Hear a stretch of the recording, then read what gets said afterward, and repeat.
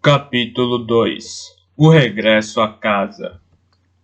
A fortaleza de Torre do Cervo tem vista para o melhor porto de águas profundas dos Seis Ducados. Ao norte, o rio Cervo deságua no mar, e com as suas águas transporta a maior parte dos bens exportados pelos ducados de Lavra e Vara. Íngremes falésias negras servem de base para o castelo que sobranceia a foz do rio, o porto e as águas que se estendem além dele.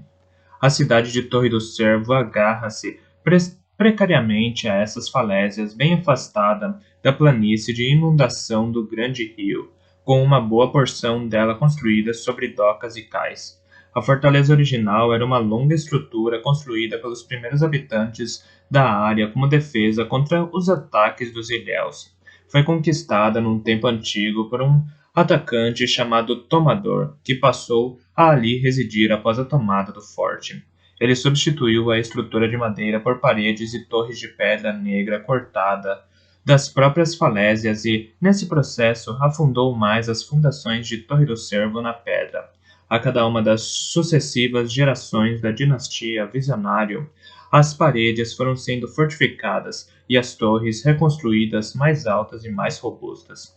Desde Tomador, o fundador da dinastia Visionário, Torre do Cervo nunca caiu em mãos inimigas. A neve beijou-me o rosto e o vento afastou meu cabelo da testa. Sacudi-me de um sonho escuro para outro mais escuro, uma paisagem de inverno em território florestal. Sentia frio, exceto onde o calor, que se elevava da minha dedicada égua, me aquecia. Abaixo de mim, folhagem caminhava impassível pela neve aglomerada pelo vento. Achei que já cavalgava há muito tempo. Mano, o rapaz do estábulo, cavalgava à minha frente. Virou-se na cela e gritou qualquer coisa para mim. Folhagem parou de uma forma que não foi abrupta, mas eu não estava à espera e quase deslizei de cima da cela. Agarrei-me à sua crina e equilibrei-me. Flocos caíam regularmente, encobrindo a floresta à nossa volta. Os abetos estavam carregados de neve acumulada e as bétulas esparsas entre eles eram silhuetas negras e nuas ao luar enevoado de inverno. Não havia sinais de uma trilha. A floresta à nossa volta era densa. Mano refreara seu castrado negro à nossa frente. Fora por isso que Folhagem parara. Atrás de mim, Bronco montava sua égua ruana com a facilidade experiente de um cavaleiro de toda a vida. Eu estava com frio e trêmulo de fraqueza. Olhei em volta, entorpecido, perguntando a mim mesmo por que teríamos parado. O vento soprava em penetrantes rajadas, fazendo bater meu manto ensopado no flanco de Folhagem. Mano apontou de repente. Ali, olhou para mim. Viu aquilo, não viu? Inclinei-me para a frente, para espreitar por entre a neve que caía como esvoaçantes cortinas de renda. Acho que sim, disse, apesar de o vento e a neve que caía engolirem minhas palavras. Por um instante vislumbrara minúsculas luzes. Eram amarelas e estacionárias, ao contrário do pálido azul do fogo-fato que ainda me atormentava ocasionalmente a visão. Acha que Torre do Cervo? Gritou Mano através do vento que aumentava. É, asseverou calmamente Bronco, cuja voz profunda se projetava sem esforço. Já sei onde estamos. Foi aqui que o príncipe Veracidade matou aquela grande corça há cerca de 6 anos. Lembro-me porque quando a flecha a atingiu, ela saltou e caiu por aquele barranco.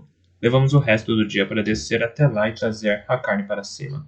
O barranco que ele indicou com um gesto não passava de uma linha de arbustos vislumbrada através da neve que caía, mas de repente tudo começou a fazer sentido na minha cabeça. A disposição daquela encosta, os tipos de árvores, aquele barranco, então Torre do Cervo era para lá. Restava apenas uma breve cavalgada até conseguirmos ver claramente a fortaleza nas falésias que dominavam a baía e a cidade de Torre do Cervo. Abaixo, pela primeira vez em dias, soube com absoluta certeza onde estávamos. As pesadas nuvens tinham impedido que confirmássemos nosso rumo pelas estrelas, e o nevoeiro excepcionalmente forte alterara a disposição do terreno. Até mesmo Bronco parecera inseguro, mas agora sabia que meu lar estava a não mais que uma pequena cavalgada de distância, no verão, mas juntei o que restava de minha determinação. Já não fala muito, disse a Bron. Já não falta muito, disse a Bronco.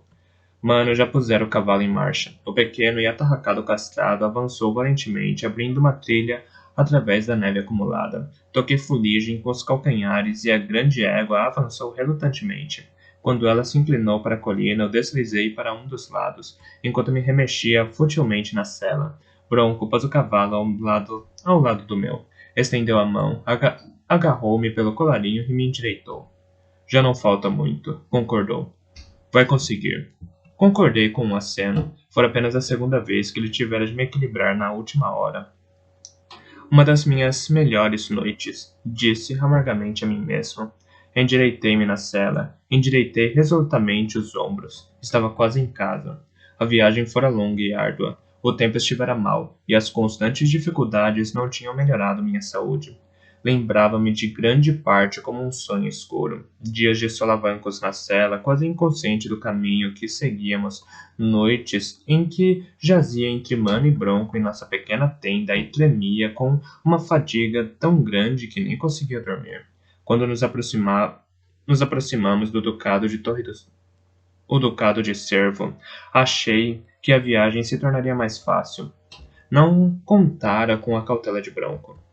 No Lago Bode, paramos uma noite numa estalagem. Pensara que arranjaríamos passagem numa barcaça fluvial do dia seguinte, pois embora o gelo adornasse as margens do rio Cervo, sua forte corrente mantinha o canal livre durante todo o ano. Fui logo para o quarto, pois não tinha muita energia. Bronco e Mano estavam contando com comida quente e companheirismo, para não falar de cerveja. Não esperava que viessem depressa para o quarto. Mas mal passaram 2 horas quando ambos subiram para dormir. Bronco estava sombrio e silencioso, mas depois que ele se deitou, Mano cochilou-me da sua cama como o rei era mal falado naquela vila. Se soubesse que éramos de Torre do Cervo, duvido que teriam falado tão livremente. Mas, vestidos com essas roupas de montanha, tomaram-nos por mercadores ou comerciantes. Uma dúzia de vezes achei que Bronco iria desafiar um deles. Na verdade, não sei como ele conseguiu se conter. Todos se queixaram dos impostos para a defesa da costa. Escarnecem dizendo que apenas de todos os impostos que os sangram, os salteadores chegaram sem ser vistos no outono, quando o tempo estava bom, e queimaram mais 2 vilas. Mano fez uma pausa e acrescentou hesitantemente, mas falam especialmente bem do príncipe majestoso. Ele passou por aqui acompanhando Catwick na Torre do Cervo. Um homem à mesa chamou-a de grande peixe branco em forma de esposa, digno do rei da costa, e outro interveio dizendo que o príncipe majestoso, pelo menos, apresenta-se bem, apesar de todas as suas dificuldades, que tem o aspecto que um príncipe deveria ter. Então, beberam a saúde e a longa vida do príncipe. Um frio instalou-se em mim. Respondi-lhe com um sussurro. As 2 aldeias forjadas. Ouviu quais eram? Mandíbula de baleia, lá em cima, em Vigas. A Baía Lodosa, no próprio Cervo. A escuridão ficou ainda mais negra ao meu redor, e eu passei a noite inteira a vigiá-la. Na manhã seguinte, deixamos o Lago Bode, a cavalo, por terra. Bronco nem sequer quis que nos mantivéssemos na estrada. Protestei em vão. Ele escutou minhas queixas, me puxou de lado e vociferou. Você quer morrer? Olhei-o sem expressão. Ele fungou com desagrado. Fitz, nada mudou. Você continua sendo um bastardo real e o príncipe majestoso ainda te enxerga como um obstáculo. Ele tentou se livrar de você não uma, mas 2 vezes. Acha que vai lhe dar as boas-vindas em Torre do Cervo? Não. Para ele seria ainda melhor se definitivamente não regressássemos. Portanto, vamos tratar de não sermos alvos fáceis. Vamos por terra. Se ele ou 6 mercenários nos quiserem apanhar, terão de nos caçar pelos bosques. E ele nunca foi grande caçador. Mas veracidade não nos protegerá? Perguntei, debilmente. Você é um homem do rei, e veracidade é príncipe herdeiro, disse Bronco, curto e grosso. E é você quem protege seu rei, Fitz, e não o contrário. Não que ele não tenha consideração por você e faça tudo o que pode para protegê-lo, mas tem assuntos mais pesados a tratar. Navios vermelhos, uma nova noiva e um irmão mais novo que pensa que a coroa ficaria melhor na própria cabeça. Não. Não espere que o príncipe herdeiro cuide de você. Cuide você mesmo disso. Tudo o que consegui pensar foi nos dias a mais que ele estava colocando entre mim e minha busca por Molly, mas não lhe forneci essa razão. Não lhe contaria o sonho que tivera. Em vez disso, disse: Majestoso teria de estar louco para tentar nos matar outra vez. Todos saberiam que era ele o assassino. Louco não, Fitz. Apenas implacável. Majestoso e implacável. Nunca suponhamos que Majestoso se submetesse às leis que nós observamos, ou até que pensa como nós. Se Majestoso vir uma oportunidade para nos matar, haverá de aproveitá-la. Não se importará com quem suspeitar, desde que ninguém o possa provar. Veracidade é nosso príncipe herdeiro, e não nosso rei. Ainda não. Enquanto o rei sagaz estiver vivo e no trono, Majestoso arranjará maneiras de rodear o pai. Ele vai se safar de muitas coisas, até de assassinato. Bronco levar o cavalo para fora da estrada principal, mergulhar entre montes e neve acumulada e subia a encosta nevada que se erguia por trás deles, para traçar uma rota direto para a Torre do Cervo. Mano olhava-me como se estivesse se sentindo doente, mas seguia-o a cada noite em que dormimos, amontoados em uma única tenda para nos aquecer, e não em camas em uma estalagem acolhedora. Eu pensava em Majestoso, a cada passo incerto em todas as vertentes, quando era mais frequente levar o cavalo pelo arreio do que seguir montado nele. A cada descida cautelosa, eu pensara no príncipe mais novo, ia contando as horas entre mim e Molly. Os únicos momentos em que sentia uma força agitar-se dentro de mim era quando eu sonhava acordado e espancava Majestoso até aniquilá-lo. Não podia jurar vingança. Isso era propriedade da coroa. Mas se eu não podia ter vingança, Majestoso não teria satisfação. Regressaria à Torre do Cervo e me ergueria alto à sua frente, e quando seus olhos negros caíssem sobre mim, não vacilaria. Tampouco jurei, Majestoso me veria alguma vez tremer, ou encostar-me a uma parede em busca de apoio, ou passar a mão sobre os olhos embaçados. Ele jamais saberia como estivera perto de ganhar tudo.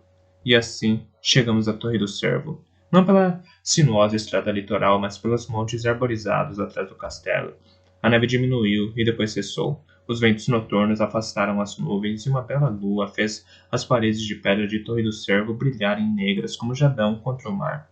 A luz brilhava amarela em suas torres e ao lado do portão lateral.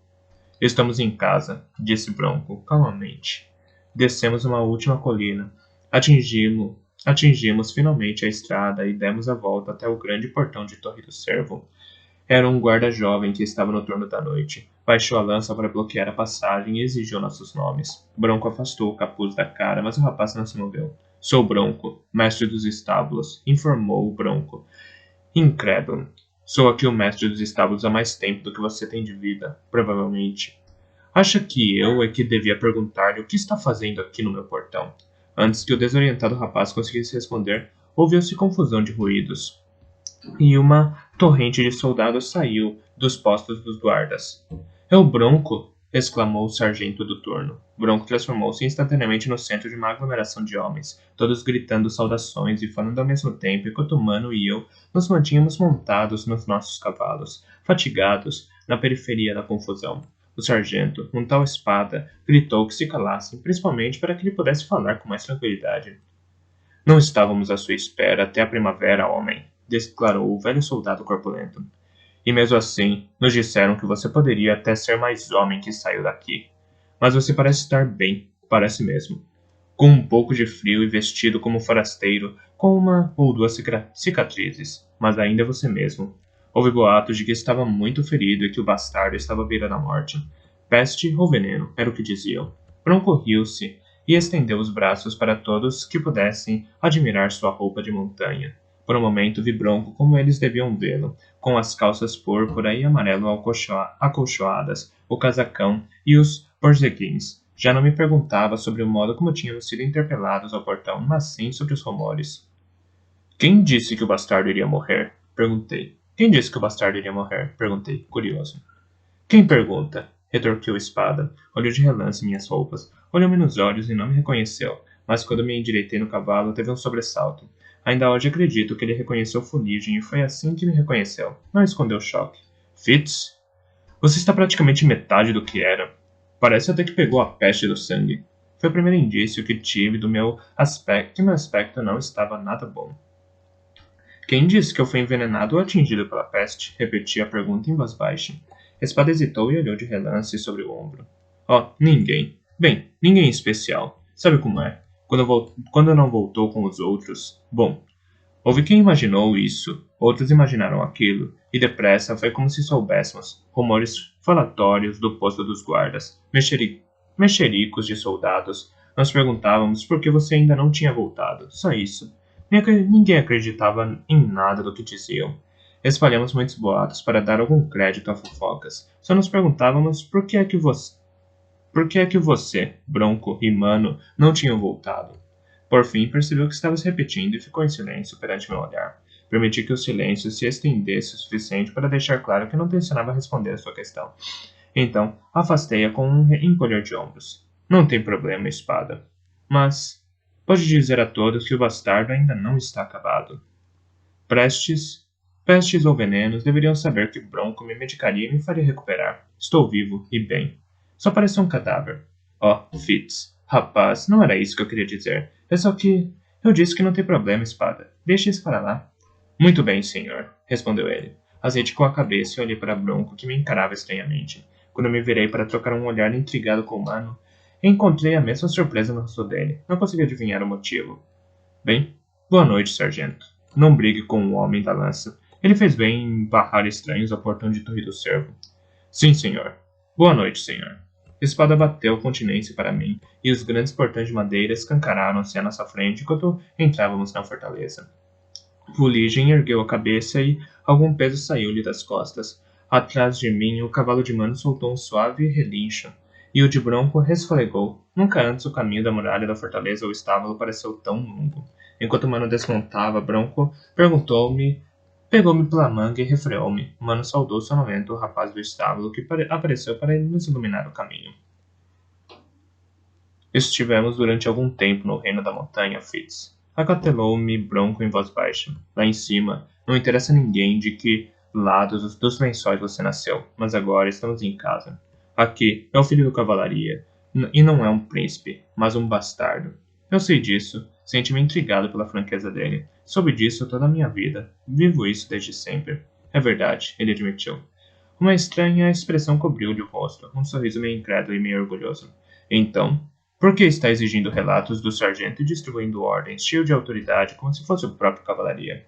Quase não acreditei no jeito como você falou e em como aqueles homens lhe obedeceram. Você nem sequer reparou no modo como eles responderam a você, nem sequer notou que se ergueu e me tirou do comando. Senti um ligeiro rubor tomar-me o rosto. No reino da montanha, todos tinham me tratado como se fosse mesmo um príncipe, em vez de o bastardo de um príncipe. Teria assim tão depressa me acostumado com esse estatuto mais elevado? Bronco riu baixinho da minha expressão, mas rapidamente ficou sério. Fitz, você precisa reencontrar a cautela. Mantenha os olhos baixos e não erga a cabeça como um jovem garanhão. Majestoso, entenderá como um desafio, e isso é algo que não estamos prontos para enfrentar. Ainda não. Talvez nunca. Anuí sombriamente, de olhos postos na neve batida do pátio dos estábulos. Havia me tornado descuidado. Quando me reportasse Abreu, o velho assassino não ficaria satisfeito com seu aprendiz. Teria de responder por isso. Não tinha dúvidas de que ele saberia tudo sobre o incidente ao portão antes de me convocar novamente. Não seja preguiçoso. Desça daí, rapaz. Bronco interrompeu meus pensamentos abruptamente. Saltei em obediência ao seu tom de voz e percebi que também ele estava se reajustando a nossas posições comparativas em Torre do Cervo. Por quantos anos eu havia sido seu rapaz do estábulo e protegido? Era melhor que retomássemos esses papéis tão fielmente quanto possível. Evitaria mexericos de cozinha. Desmontei e, levando Fuligem pelo arreio, segui Bronco para os estábulos. Lá dentro fazia calor e havia pouco espaço. O negrume e o frio de noite de inverno ficavam fechados do lado de fora pelas espessas paredes de pedra. Ali era minha casa. As lanternas brilhavam, amarelas, e os cavalos respiravam lenta e profundamente. Mas à medida que Bronco ia passando, os estábulos voltavam à vida. Nenhum cavalo ou cão que ali estivesse deixou de reconhecer o cheiro, e todos se ergueram para saudá-lo. O mestre dos estábulos estava em casa e era recebido calorosamente por aqueles que o conheciam melhor. Dois rapazes do estábulo rapidamente passaram a nos seguir, tagarelando ao mesmo tempo sobre as mais insignificantes novidades acerca de falcões, cães ou cavalos. Bronco estava ali, em pleno comando, acenando sabiamente e fazendo uma ou duas perguntas concisas enquanto absorvia cada detalhe. Seu jeito reservado só mudou quando sua velha cadela de caça, Raposa, veio cumprimentá-lo, caminhando rigidamente. Ficou sobre um joelho para abraçá-la e acariciá-la. Ela se contorceu como se fosse um filhote e tentou lamber-lhe o rosto. Ora, eis um cachorro de verdade, disse ele, saudando-a, então voltou a se erguer para prosseguir sua ronda. Ela o seguiu, balançando os quadris a cada sacudidela da cauda. Deixei-me ficar para trás, sentindo o calor roubando a força dos meus membros. Um rapaz voltou a correr para deixar uma lâmpada comigo e depois apressou-se a saudar Bronco. Cheguei à cocheira de fuligem e destranquei a porta. A égua entrou avidamente, resfolegando meu apreço. Pousei a luz na respectiva prateleira e olhei em volta. Casa. Aquilo era minha casa. Mais do que meu quarto no castelo, mais do que qualquer outro lugar no mundo. Uma cocheira no estábulo de Bronco, em segurança em seus domínios, uma de suas criaturas. Se ao menos pudesse fazer os dias voltarem para trás, submergir na palha profunda e puxar uma manta de cavalo por cima da cabeça. Fulige voltou a resfolegar, dessa vez em tom de censura. Tinha me transportado ao longo de todos aqueles dias e de todos aqueles caminhos e merecia todo o conforto que eu pudesse lhe dar. Mas todas as fivelas resistiam aos meus dedos, anestesiados e cansados. Arrastei-lhe a sela de cima do dorso e quase a deixei cair. Levei um tempo infinito remexendo nos freios, com o metal brilhante das fivelas dançando diante de mim.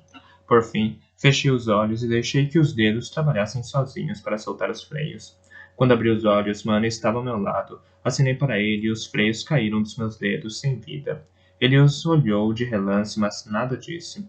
Limitou-se a despejar o balde de água fresca que havia trazido no bebedouro de fuligem, serviu-lhe aveia e foi buscar uma braçada de feno doce ainda muito verde. Peguei as escovas de fuligem e ele estendeu o braço e as tirou de minhas mãos débeis. Eu faço isso, disse ele, em voz baixa. Cuide primeiro do seu cavalo, repreendi-o. Já cuidei, Fitz. Veja, não pode fazer um bom trabalho com ela. Deixe-me fazê-lo. Quase não consegue se manter em pé. Vou descansar. E acrescentou quase com gentileza. Em outro momento, quando montarmos juntos, você poderá tratar de coração robusto por mim. Bronco me esfola se eu deixar os cuidados do meu animal para outra pessoa. Não esfola nada. Ele não deixaria um animal aos cuidados de alguém que mal se sustenta em pé. Não esfola nada. Ele não deixaria um animal aos cuidados de alguém que mal se sustenta em pé, observou o Bronco de fora da cocheira. Deixa eu falar com Mano, rapaz. Ele conhece seu trabalho. Mano, escorregue-se um pouco das coisas aqui. Encarregue-se um pouco das coisas aqui. Quando eu terminar com fuligem, vou ver aquela égua malhada na ponta sul dos estábulos. Não sei quem é o seu dono ou de onde ela veio, mas parece doente. Se achar que está, diga aos rapazes para separá-la dos outros cavalos e lave a cocheira com vinagre. Voltarei assim que levar Fitz cavalaria para os seus aposentos. Trarei comida e vamos comê-la no quarto. Ah, e diga a um rapaz para nos acender aí a lareira. Provavelmente está frio como uma gruta lá em cima. Mano fez um aceno, já ocupado com meu cavalo. Fuligem tinha o focinho enfiado na aveia. Bronco me pegou pelo braço. Venha, disse, como se falasse com um cavalo. Dei-me por mim, apoiando-me involuntariamente nele enquanto percorríamos a longa fileira de cocheiras. À porta, ele pegou uma lanterna. A noite pareceu mais fria e mais escura depois do calor dos estábulos. Enquanto percorríamos o caminho gelado até as cozinhas, a neve começou a cair novamente. Minha mente rodopiava e pairava com os flocos. Não tinha certeza de onde tinha os pés. Agora está tudo mudado, para sempre, observei, dirigindo-me ao anoitecer. Minhas palavras se dissiparam no turbilhão de flocos de neve.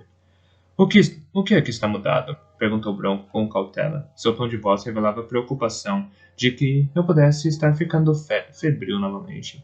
Tudo. Como você me trata, quando não está pensando nisso. Como o Mano me trata. Há 2 anos ele e eu éramos amigos, apenas 2 rapazes que trabalhavam nos estábulos. Mas esta noite me tratou como um fracote enfermiço qualquer. Alguém a quem sequer se possa insultar a esse respeito. Como se eu simplesmente devesse esperar que ele fizesse aquelas coisas por mim. Os homens ao portão nem sequer me reconheceram. Até você, Bronco. Se há 6 meses ou 1 ano eu adoecesse, teria me arrastado para sua sala e medicado como se fosse um cão de caça. E se eu me queixasse, não teria nenhuma tolerância. Agora me leva até as portas da cozinha e... Pode de choramingar, disse Bronco com impaciência. Pode de se queixar de ter pena de si mesmo. Se Mano estivesse com o aspecto que você está, faria o mesmo por ele. Quase involuntariamente acrescentou. As coisas mudam, porque o tempo passa. Mano não deixou de ser seu amigo, mas você não é o mesmo rapaz que entrou em Torre do Servo na época das colheitas. Esse Fitz era um garoto de recado, de veracidade, e tinha sido meu rapaz no estábulo. Mas não era muito mais do que isso. Um bastardo real, sim. Mas isso parecia ter pouca importância para todos além de mim. Mas lá em cima, em Jump, ao no reino da montanha, você revelou ser mais do que isso. Não importa se seu rosto é pálido ou se quase não consegue caminhar depois de um dia na cela. Move-se como filho de cavalaria deveria se mover. É isso que se transparece no seu porte. E foi isso que aqueles guardas responderam. E Mano também. Inspirou e fez uma pausa para abrir a pesada porta da cozinha com o ombro. Até eu, que Ieda nos ajude a todos. Acrescentou num murmúrio. Mas então, como que para desmentir as próprias palavras, levou-me para a sala de torno junto à cozinha e despejou-me sem cerimônia em um dos longos bancos da riscada mesa de madeira. A sala de torno cheirava incrivelmente bem. Era para ali que qualquer soldado, por mais enlameado, coberto de neve ou embriagado que estivesse, podia ir para obter conforto. Tempero mantinha sempre ali um caldeirão de guisado em fogo brando. Pão e queijo esperavam sobre a mesa, assim como uma fatia de manteiga amarelo-sol, vinda da profunda despensa. Bronco serviu-nos tigelas de guisado quente conservado e canecas de cerveja fria para acompanhar o pão, a manteiga e o queijo. Durante um monte, limitei-me a olhar. Durante um momento, limitei-me a olhar a comida, fatigado demais para erguer a colher. Mas o cheiro tentou-me a meter algo na boca, e foi o suficiente. No meio da refeição, fiz uma pausa para despir o casaco e partir outra fatia de pão. Ergui os olhos da segunda tigela e me deparei com o Bronco me olhando divertidamente. Melhor? Perguntou. Parei para pensar. Sim. Estava aquecido, alimentado e, embora estivesse cansado, tratava-se de uma fadiga boa, uma fadiga que podia ser curada com um simples sono. Ergui a mão e olhei-a. Ainda conseguia sentir os tremores, mas já não eram evidentes à vista. Muito melhor. Fiquei em pé e descobri que as pernas estavam firmes embaixo de mim. Agora está apto a se reportar ao rei. Fitei-o, incrédulo. Agora? Esta noite? O rei sagaz já está há muito na cama. Não passarei pelo guarda à sua porta. Talvez não, e deve ficar grato por isso, mas ao menos tem de se anunciar esta noite. A decisão sobre o momento de recebê-lo cabe ao rei. Se for mandado embora, então poderá ir para a cama. Mas eu aposto que se o rei sagaz não lhe quiser receber, o príncipe herdeiro veracidade ainda desejará um relatório. E já, provavelmente. Vai voltar para os estábulos? Claro. Sorriu com uma autossatisfação lupina. Aqui sou o mestre dos estábulos, Fitz. Não tenho nada para relatar. E prometi a Mano que lhe levaria alguma coisa para comer. Observei-o em silêncio encher uma tigela, cortou o pão no sentido do comprimento e cobriu 2 tigelas de guisado quente com uma fatia. Depois, acrescentou uma porção de queijo e uma grossa fatia de manteiga amarela. O que acha de Mano? É um bom rapaz, disse Bronco de má vontade. É mais do que isso. Escolheu-o para ficar no reino da montanha e vir para casa conosco, enquanto mandava todos os outros embora com a caravana principal. Precisava de alguém que fosse estável. Nessa época você estava muito doente, e eu não estava muito melhor, que a verdade seja dita. Levou a mão a uma madeixa branca no cabelo escuro. Prova do golpe que quase o matara. Como foi que o escolheu? Na verdade, não escolhi. Ele veio até mim. Descobri onde nos tinham alojado. Não sei como. E depois conseguiu convencer John que ia deixá-la entrar. Eu ainda estava com a cabeça enfaixada e não conseguia enxergar direito. Senti-o ali, em pé. Mais do que ouvi. Perguntei o que queria, e ele disse que eu precisava por alguém no comando, porque comigo doente e o cavalo velho e debilitado, o trabalho nos estábulos estava desleixado. E nisso impressionou você? Ele foi direto ao que interessava, nada de perguntas inúteis sobre mim ou sobre você ou sobre o que estava acontecendo. Encontrou aquilo que podia fazer e tinha vindo fazê-lo. Gosto disso em um homem, saber o que pode fazer e fazê-lo, de modo que o coloquei no comando. Ele saiu bem. Mantive-o comigo quando enviei os outros para casa porque sabia que podia precisar de um homem capaz de fazer isso.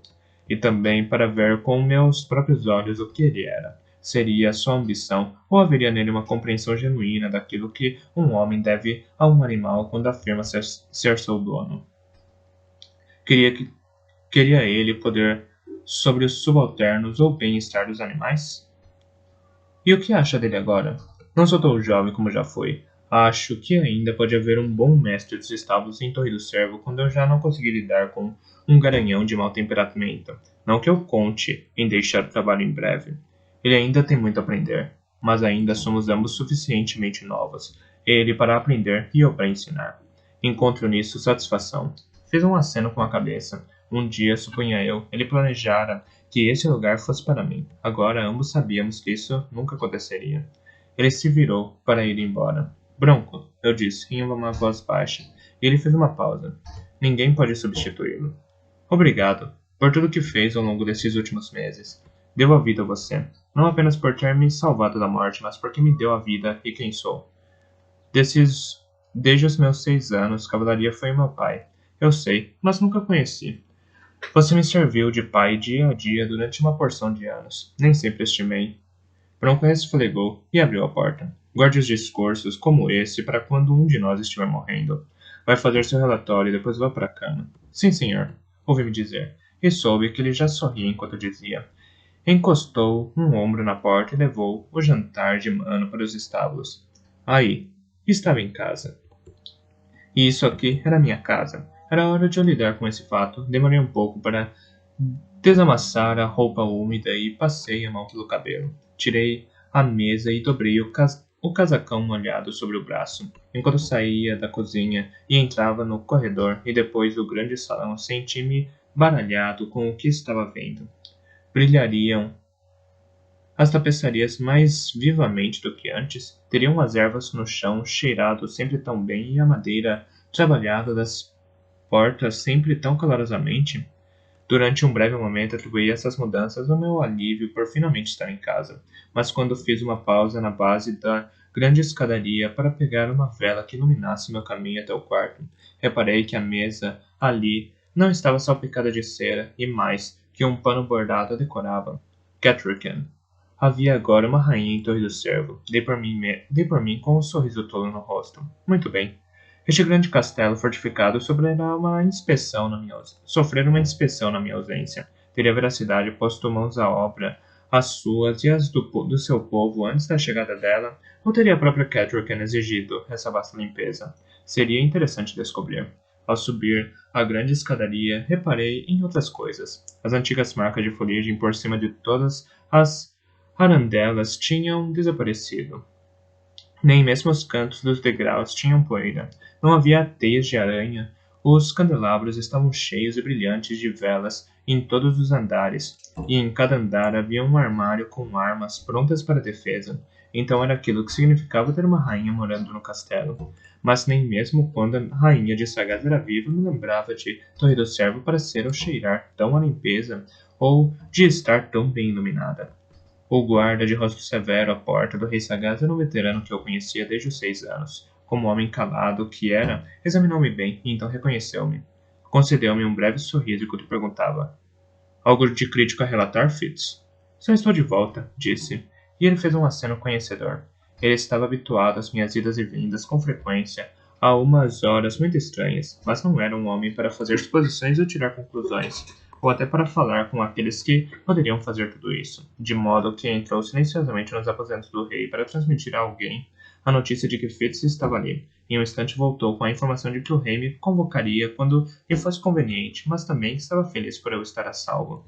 Afastei-me em silêncio de sua porta, dando mais significado à mensagem do que aquelas palavras tivessem vindo de qualquer outro homem.